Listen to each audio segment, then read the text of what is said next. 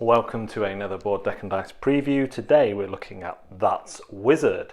That's Wizard is a two-player dueling game, and what you're seeing before you is very much prototype components. Each wizard will take a set of dials with power, which will be set to 10, and stamina that will be set to 20. The aim of the game is to reduce the opposing wizard's stamina to 0, or to play a card that will let you win by another effect. Each player also gets a dice, a power dial, and a deck of cards. In this deck of cards is made up of two general cards, Focus and Counterspell, which will be part of every deck you build. You will also then build decks by theme. So you get 7 cards into your spell book, but you'll notice that each one has a type and a number. So let's say I wanted to take number 3 of this particular deck. I cannot take 3 unless I also have 1 and 2. So if I want the powerful cards of a type, I need to take a weak card as well.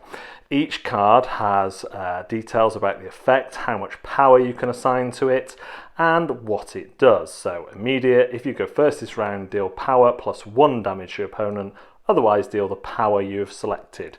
So this is important because if you were to play this card, and both players play a card face down to set the round off, but they also set how much power they're going to spend on their dial. So I could set 1, 2 or 3. If I go for the maximum, then I'm going to lose 3 power whether or not this spell works or not. And that's important because Counterspell will basically block any spell and cost 0 power, but it will make you take a fatigue, which loses your stamina.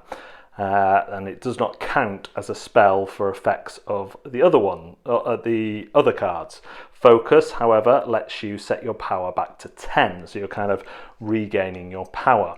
So the way this game works is basically you take a deck of 7 cards, and in the rulebook, if you're not keen on deck building, at the back, even at this early stage, they have a suggested type. So the Boy Wizard, the Dark Lord, the Prodigy, the Prophet, the Crone. It tells you which ones to take, which is very helpful if you don't want to build your own, and gives you some strategy tips. There's some really cool cards in here which create some really cool potential combinations. Some will get counters on them, so that's what these little counters are for. So if you play a card that has a counter on it, it will stay out for as long, every turn you'll remove a counter, and it will take that damage, or do the damage when all of them are removed. So that's quite a neat one as well. And there's just all sorts of spells. Even though the deck seems relatively small, you can have 2 completely different decks from playing a game of That's Wizard. That is roughly how you play. Let's see what I think. Hello, welcome to Board Deck and Dice. I am doing a Kickstarter preview today, and this is one that I have not received any money for. I did receive a prototype copy of the game to play through, which I then sent on to another YouTuber. That's Wizard is the worst thing about That's Wizard. For me, I don't like the name. I don't think it really fits the game even. So there is that. However, everything else about this two-player dueling game is pretty special. In the game, you're balancing your kind of power and stamina to try and defeat your opponent. You only have a 7-card deck, which seems like it's not very much, but the way the cards work is really clever. I really like the simultaneous play, where you're committing power, which then the more power you commit, that may give you a larger effect.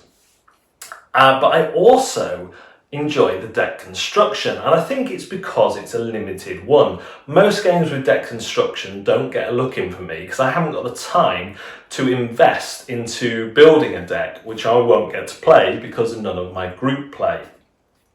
But with That's Wizard, you can play a game with a predetermined deck, and then the rules are so easy for setting up your deck that it becomes part of the game itself. If you want that really powerful level 4 spell in Chaos or one of the other categories, you have to take the other spells leading up to that level. And that's 4 of your cards gone already. So it's a logical and easy system to build with, and but there are real choices there, which is why I see it as part of the gameplay.